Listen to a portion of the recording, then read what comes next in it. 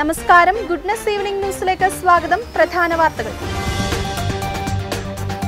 നടനും ബിജെപി നേതാവുമായ സുരേഷ് ഗോപിയുടെ മകളുടെ വിവാഹ ചടങ്ങിൽ നിറസാന്നിധ്യമായി പ്രധാനമന്ത്രി നരേന്ദ്രമോദി. സംസ്ഥാനത്തെ സ്കൂളുകളിൽ പുതിയ പാഠപുസ്തകങ്ങൾക്ക് അംഗീകാരം നൽകി കരിക്കുലം കമ്മിറ്റി. പാകിസ്ഥാനിൽ ഇറാന്റെ മിസൈൽ ആക്രമണത്തിൽ പ്രത്യാഘാതമുണ്ടാകുമെന്ന് പാക് മുന്നറിയിപ്പ്.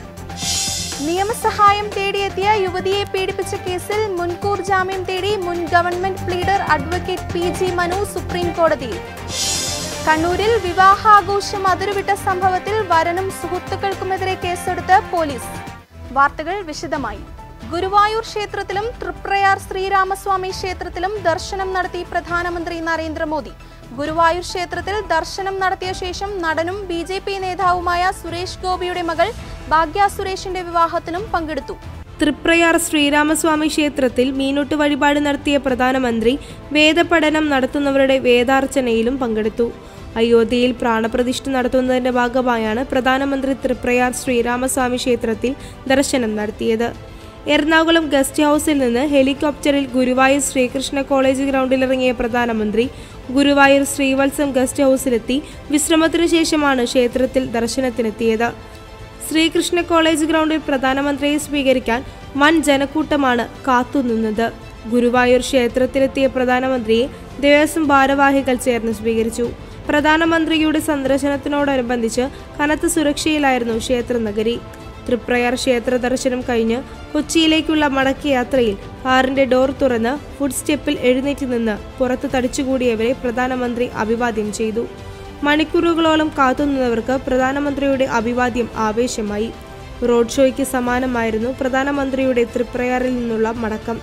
കൊച്ചിയിലെത്തിയ ശേഷം ഉച്ചയ്ക്ക് 12-ന് വില്ലിംഗ്ടൺ ഐലൻഡിൽ കൊച്ചി രാജ്യാന്തര കപ്പൽ അറ്റകുറ്റപ്പണി കേന്ദ്രം, ഡ്രൈ ഡോക്ക്, IOCയുടെ LPG ഇറക്കുമതി ടെർമിനൽ എന്നിവ പ്രധാനമന്ത്രി ഉദ്ഘാടനം ചെയ്തു.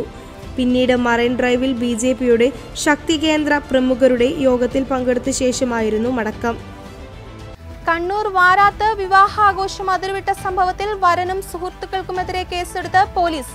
കഴിഞ്ഞ ഞായറാഴ്ചയാണ് സംഭവം. രാവിലെ വരനും സുഹൃത്തുക്കളും കണ്ണൂർ വാരാത്തുള്ള വധുവിന്റെ വീട്ടിലേക്കാണ് ഒട്ടകപ്പുറത്തെത്തിയത്. ബാൻഡുമേളവും ഒട്ടകവുമെല്ലാം കണ്ടതോടെ നിരവധി ആളുകളാണ് റോഡിൽ തടിച്ചുകൂടിയത്. നിയമവിരുദ്ധമായി സംഘം ചേർന്നതിനും ഗതാഗതം തടസ്സപ്പെടുത്തിയതിനുമാണ് കേസ്. വളപ്പട്ടണം സ്വദേശിയായ വരൻ റിസ്വാൻ അടക്കം 25 പേർക്കെതിരെയാണ് ചക്കരക്കൽ പോലീസ് കേസെടുത്തത്. കണ്ണൂർ വാരം ചതുരക്കിണറിൽ കഴിഞ്ഞ ഞായറാഴ്ചയായിരുന്നു വിവാഹാഘോഷം. വളപ്പട്ടണം സ്വദേശിയായ റിസ്വാനും സംഘവും വധുവിന്റെ വീട്ടിലെ സൽക്കാരത്തിനായി എത്തിയപ്പോഴാണ് ആഘോഷം അതിരുവിട്ടത്. മുണ്ടയാട് മുതൽ വരന്റെ യാത്ര ഒട്ടകപ്പുറത്തായിരുന്നു. അലങ്കരിച്ച ഒട്ടകത്തിന് മുകളിൽ പുഷ്പകിരീടം ചൂടിയായിരുന്നു വരനുണ്ടായിരുന്നത്. നൃത്തച്ചുവടുകളോടെ സുഹൃത്തുക്കൾ ഗതാഗതം തടസ്സപ്പെടുത്തി. അകമ്പടിയായി വാദ്യമേളങ്ങളും കരിമരുന്ന് പ്രയോഗവും ഉണ്ടായിരുന്നു. കണ്ണൂർ വിമാനത്താവളത്തിലേക്ക് പോകുന്ന റോഡിൽ വിവാഹാഘോഷം മൂലം ഗതാഗതവും തടസ്സപ്പെട്ടു. അരമണിക്കൂറോളം കണ്ണൂർ മട്ടന്നൂർ റോഡിൽ ഗതാഗതം സ്തംഭിച്ചു. പിന്നാലെ നാട്ടുകാർ ഇടപെട്ടു. തുടർന്ന് ചക്കരക്കൽ പോലീസ് സ്ഥലത്തെത്തി. വരനൊപ്പമുള്ള 2 പേരെ കസ്റ്റഡിയിലെടുത്തെങ്കിലും താക്കീത് ചെയ്ത് വിട്ടയച്ചു. ദൃശ്യങ്ങൾ പ്രചരിച്ചതോടെയാണ് സംഭവത്തിൽ ചക്കരക്കൽ പോലീസ് കേസെടുത്തത്. നിയമവിരുദ്ധമായ സംഘം ചേർന്ന് ഗതാഗത തടസ്സമുണ്ടാക്കി തുടങ്ങിയ വകുപ്പുകൾ ചുമത്തിയാണ് കേസ്. തൃണമൂൽ കോൺഗ്രസ് നേതാവ് മഹുവ മൊയ്ത്രയ്ക്ക് MP എന്ന നിലയിൽ അനുവദിച്ച സർക്കാർ ബംഗ്ലാവ് ഉടൻ ഒഴിയണമെന്ന് കർശന നിർദ്ദേശം നൽകി കേന്ദ്ര സർക്കാർ. സർക്കാർ വസ്തുക്കൾ കൈകാര്യം ചെയ്യുന്ന ഡയറക്ടറേറ്റ് ഓഫ് എസ്റ്റേറ്റ്സ് ആണ് ഒഴിപ്പിക്കൽ നോട്ടീസ് നൽകിയത്. മഹുവ സ്വയം ഒഴിഞ്ഞില്ലെങ്കിൽ ബലം പ്രയോഗിച്ച് നീക്കേണ്ടി വരുമെന്നാണ് നോട്ടീസിൽ വ്യക്തമാക്കിയിരുന്നത്. ഇതിനെതിരെ മഹുവ ഡൽഹി ഹൈക്കോടതിയെ സമീപിക്കും. അദാനിക്കെതിരെ പാർലമെന്റിൽ ചോദ്യമുന്നയിക്കാൻ കോഴ സ്വീകരിച്ചുവെന്ന ആരോപണത്തെ തുടർന്ന് പാർലമെന്റ് എത്തിക്സ് കമ്മിറ്റിയുടെ ശുപാർശ പ്രകാരം മഹുവ മൊയ്ത്രയെ MP സ്ഥാനത്തു നിന്ന് കഴിഞ്ഞ മാസം പുറത്താക്കിയിരുന്നു. ബംഗാളിലെ കൃഷ്ണനഗറിൽ നിന്നാണ് മഹുവ ലോക്സഭയിലെത്തിയത്. വസതി ഒഴിയുന്നതിന് മഹുവയ്ക്ക് ആവശ്യത്തിന് സമയം നൽകിയിട്ടും പാലിക്കാത്തതിനെ തുടർന്നാണ് നോട്ടീസ് നൽകിയതെന്നാണ് അധികൃതർ പറയുന്നത്. ഡൽഹിയിലെ ടെലിഗ്രാഫ് ലൈനിൽ സ്ഥിതി ചെയ്യുന്ന ബംഗ്ലാവിലാണ് മൊയ്ത്ര താമസിക്കുന്നത്. MP സ്ഥാനത്തു നിന്ന് പുറത്താക്കപ്പെട്ട് ഒരു മാസത്തിനു ശേഷം ജനുവരി 7-നാണ് മഹുവയ്ക്കുള്ള സർക്കാർ വസതിയുടെ അലോട്ട്മെന്റ് റദ്ദാക്കിയത്. ഈ വർഷം ലോക്സഭാ തെരഞ്ഞെടുപ്പ് വരെ വസതിയിൽ താമസിക്കുന്നതിന് മഹുവ സമയം തേടിയിരുന്നു. സർക്കാർ വസതി ഇപ്പോൾ നഷ്ടപ്പെടുന്നത് തന്റെ പ്രചാരണത്തിന് തടസ്സമാകുമെന്ന് മഹുവ പറഞ്ഞു. ബംഗ്ലാവിൽ തുടരാൻ അനുവദിക്കണമെന്ന് ഡയറക്ടറേറ്റ് ഓഫ് എസ്റ്റേറ്റിനോട് അഭ്യർത്ഥിക്കാൻ ഡൽഹി ഹൈക്കോടതി മഹുവയോട് നിർദ്ദേശിച്ചിരുന്നു. അസാധാരണമായ സാഹചര്യത്തിൽ പണം നൽകി 6 മാസം വരെ താമസിക്കാൻ നിയമമുണ്ടെന്ന് കോടതി ചൂണ്ടിക്കാട്ടി. എന്നാൽ കുടിയൊഴിപ്പിക്കൽ നടപടികളെ കോടതി തടഞ്ഞിട്ടില്ലെന്ന് നോട്ടീസിൽ പറയുന്നു. നോട്ടീസിനെതിരെ കോടതിയെ സമീപിച്ചാൽ എല്ലാ മാസവും നഷ്ടപരിഹാര തുക നൽകാൻ മഹുവ ബാധ്യസ്ഥയായിരിക്കുമെന്നും നോട്ടീസിൽ പറയുന്നു. ഈ വർഷം ലോക്സഭാ തെരഞ്ഞെടുപ്പ് നടക്കാനിരിക്കെ രാജ്യത്തെ പെട്രോൾ ഡീസൽ വില പരമാവധി 10 രൂപ വരെ കുറച്ചേക്കുമെന്ന് റിപ്പോർട്ട്. ഉയർന്ന പണപ്പെരുപ്പം കൂടി പിടിച്ചു നിർത്താൻ ഉദ്ദേശിച്ചാണ് നീക്കം. ഇക്കാര്യത്തിൽ എണ്ണ കമ്പനികൾ ചർച്ച തുടരുകയാണ്. 2022 ഏപ്രിൽ മുതൽ ഇന്ധനവിലയിൽ കാര്യമായ വ്യതിയാനം വരുത്താൻ എണ്ണ കമ്പനികൾ തയ്യാറായിട്ടില്ല. ഈ സാഹചര്യത്തിൽ ഇന്ധനവില പുനർനിർണയിക്കുന്ന കാര്യം പരിഗണിക്കുന്നതായാണ് വിവരം. ഇക്കാര്യത്തിൽ കേന്ദ്ര സർക്കാരിന്റെ നിലപാടും നിർണായകമായേക്കും. അടുത്ത മാസത്തോടെ ഇന്ധനവില കുറയ്ക്കുമെന്ന കാര്യത്തിൽ അന്തിമ തീരുമാനമുണ്ടാകുമെന്നാണ് വിവരം. പൊതുമേഖലാ എണ്ണ കമ്പനികൾ 3-ാം പാദത്തിലെ വിശദാംശങ്ങൾ അടുത്ത മാസത്തോടെ പുറത്തുവിടും. ഇതുപ്രകാരം എല്ലാ കമ്പനികളുടെയും ആകെ അറ്റാദായം 75,000 കോടി രൂപ കവിയുമെന്നാണ് വിവരം. ഇതിന് പിന്നാലെ ഇന്ധനവില 10 രൂപ വരെ കുറയ്ക്കാനാണ് ശ്രമം നടത്തുന്നത്. അസംസ്കൃത എണ്ണയുടെ വിലയിൽ കാര്യമായ തോതിൽ കുറവ് വന്നതും വില കുറയ്ക്കാനുള്ള നീക്കത്തെ ത്വരിതപ്പെടുത്തുമെന്നാണ് കരുതുന്നത്. ഈ സാമ്പത്തിക വർഷത്തിന്റെ 1-ാം പാദത്തിലും 2-ാം പാദത്തിലും എണ്ണ കമ്പനികൾ വലിയ ലാഭമാണ് നേടിയത്. ഇതിന്റെ തുടർച്ചയായാണ് 3-ാം പാദത്തിലും വലിയ ലാഭത്തിന്റെ സൂചനകളുള്ളത്. ഈ സാഹചര്യത്തിൽ പെട്രോളിനും ഡീസലിനും 5 രൂപ മുതൽ 10 രൂപ വരെ വില കുറയ്ക്കുന്ന കാര്യമാണ് എണ്ണ കമ്പനികൾ പരിഗണിക്കുന്നതെന്ന് ഇതുമായി ബന്ധപ്പെട്ട വൃത്തങ്ങളെ ഉദ്ധരിച്ച് ദേശീയ മാധ്യമങ്ങൾ റിപ്പോർട്ട് ചെയ്തു. സംസ്ഥാനത്തെ സ്കൂളുകളിൽ പുതിയ പാഠപുസ്തകങ്ങൾക്ക് അംഗീകാരമായി. കരിക്കുലം കമ്മിറ്റിയാണ് പുതിയ പാഠപുസ്തകങ്ങൾക്ക് അംഗീകാരം നൽകിയതെന്ന് വിദ്യാഭ്യാസ വകുപ്പ് മന്ത്രി വി ശിവൻകുട്ടി പറഞ്ഞു. സമഗ്രമായ പാഠപദ്ധതി പരിഷ്കരണവുമായി ബന്ധപ്പെട്ടാണ് പുതിയ പുസ്തകങ്ങൾ പുറത്തിറക്കുന്നത്. 10 വർഷത്തിനു ശേഷമാണ് പാഠപുസ്തകങ്ങൾ പരിഷ്കരിച്ച് പുറത്തിറക്കുന്നത്. 173 പാഠപുസ്തകങ്ങൾക്കാണ് കരിക്കുലം സ്റ്റിയറിംഗ് കമ്മിറ്റി അംഗീകാരം നൽകിയത്. 1, 3, 5, 7, 9 ക്ലാസ്സുകളിലെ പാഠപുസ്തകമാണ് അംഗീകരിച്ചത്. ഇതിനു മുമ്പ് 2007-ലാണ് പാഠ്യപദ്ധതിയിൽ സമഗ്രമായ പരിഷ്കരണം കൊണ്ടുവന്നത്. 2013-ലും ചില മാറ്റങ്ങൾ നടന്നിട്ടുണ്ട്.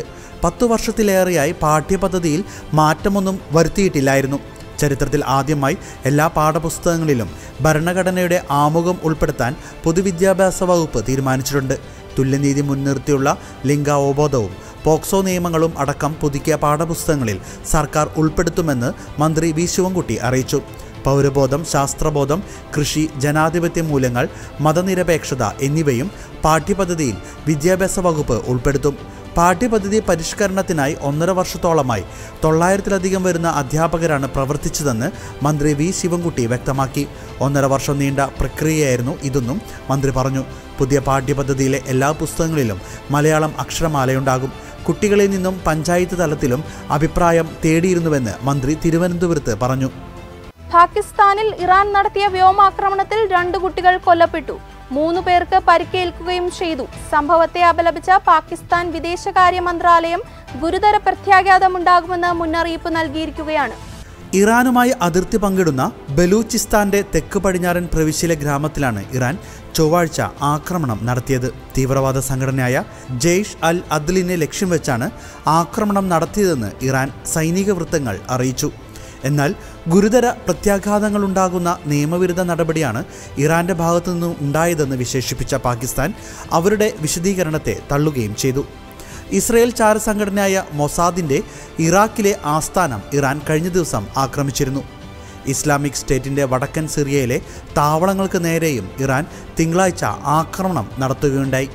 ഇതിന്റെ പിന്നാലെയാണ് പാകിസ്ഥാനിൽ നടത്തിയ ആക്രമണം.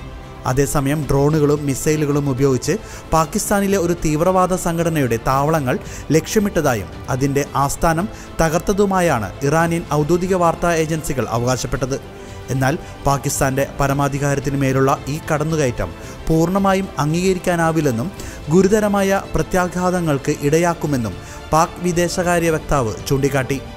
ഇരു രാജ്യങ്ങളും തമ്മിൽ ആശയവിനിമയ മാർഗങ്ങൾ നിലവിലുള്ള സാഹചര്യത്തിൽ ഈ നിയമലംഘനം അംഗീകരിക്കാനാകില്ല. ഇക്കാര്യത്തിൽ പാകിസ്ഥാന്റെ ശക്തമായ പ്രതിഷേധം ഇറാൻ വിദേശകാര്യ മന്ത്രാലയത്തെ ഇതിനോടകം അറിയിച്ചതായും പാക് വക്താവ് പറഞ്ഞു. പാകിസ്ഥാൻ ഇറാൻ നാവികസേന വിഭാഗങ്ങൾ സംയുക്ത സൈനിക അഭ്യാസം നടത്തിവരുന്നതിനിടെ കൂടിയാണ് ആക്രമണമെന്നതും ശ്രദ്ധേയമാണ്. സഭാ ചരിത്ര പണ്ഡിതനും ആലപ്പുഴ രൂപതാംഗവുമായ ഷെവല്യാർ പ്രൊഫസർ എബ്രഹാം അറയ്ക്കൽ അന്തരിച്ചു. കൊച്ചിയിലെ സ്വകാര്യ ആശുപത്രിയിൽ ചൊവ്വാഴ്ച രാത്രി 10:30 അന്ത്യം. Ernakulam Maharaja's college, Palakkad government Victoria college, Cherthala saint Michael's college എന്നിവിടങ്ങളിൽ പ്രിൻസിപ്പൽ പദവി വഹിച്ചിട്ടുള്ള പ്രൊഫസർ എബ്രഹാം അറയ്ക്കൽ സഭാ ചരിത്രകാരൻ, ലേഖകൻ, നിരൂപകൻ, പത്രപ്രവർത്തകൻ തുടങ്ങിയ മേഖലകളിലും പ്രവർത്തിച്ചിട്ടുണ്ട്. കാത്തലിക് കൗൺസിൽ ഓഫ് ഇന്ത്യയുടെ vice president, church history association of India അംഗം, CBCയുടെ ദേശീയ ഉപദേശക സമിതി അംഗം, Kerala Latin Catholic history association vice president, Sadvartha പത്രത്തിന്റെ chief editor, Kerala region Latin Catholic council സ്ഥാപക അംഗം, government college teachers organisation Kerala സ്ഥാപക president, Kerala institute of languages Kerala അംഗം, കാലിക്കറ്റ് യൂണിവേഴ്സിറ്റി സിൻഡിക്കേറ്റ് അംഗം, കേരള സർവകലാശാല സെനറ്റ് അംഗം എന്നീ സ്ഥാനങ്ങൾ വഹിച്ചിരുന്നു. 2007 പ്രൊഫസർ എബ്രഹാം അറയ്ക്കലിനെ ബെനഡിക്ട് 16 മാർപ്പാപ്പ ഷെവലിയർ പദവി നൽകി ആദരിച്ചു. 1958 മദ്രാസ് സർവകലാശാലയിൽ നിന്ന് ഭൗതിക ശാസ്ത്രത്തിലാണ് ബിരുദം നേടിയത്. ചെന്നൈയിലെ ലയോള കോളേജിലെ ഫിസിക്സ് ഡിപ്പാർട്ട്മെന്റിലും കൊല്ലം ഫാത്തിമ കോളേജിലും ജോലി ചെയ്തിട്ടുണ്ട്.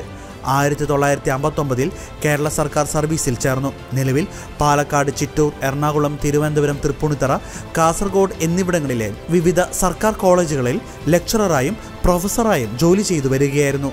നിയമസഹായം തേടിയെത്തിയ യുവതിയെ പീഡിപ്പിച്ച കേസിൽ മുൻകൂർ ജാമ്യം തേടി മുൻ government pleader advocate PG Manu supreme കോടതിയിൽ. മുൻകൂർ ജാമ്യാപേക്ഷ തള്ളിയ ഹൈക്കോടതി ഉത്തരവിനെതിരെയാണ് ഹർജി. മനുവിന്റെ അപ്പീലിനെതിരെ അതിജീവിത തടസ്സ ഹർജി നൽകിയിട്ടുണ്ട്. തന്റെ ഭാഗം കേൾക്കാതെ തീരുമാനമെടുക്കരുതെന്നാണ് അതിജീവിത ഹർജിയിൽ ആവശ്യപ്പെട്ടിരിക്കുന്നത്. ഹൈക്കോടതി അഭിഭാഷകനായ PG മനുവിനെതിരെ പോലീസ് ലുക്കൌട്ട് നോട്ടീസ് പുറത്തിറക്കിയിരുന്നു. പുത്തൻകുരിശ് പോലീസാണ് ലുക്കൌട്ട് നോട്ടീസ് ഇറക്കിയത്.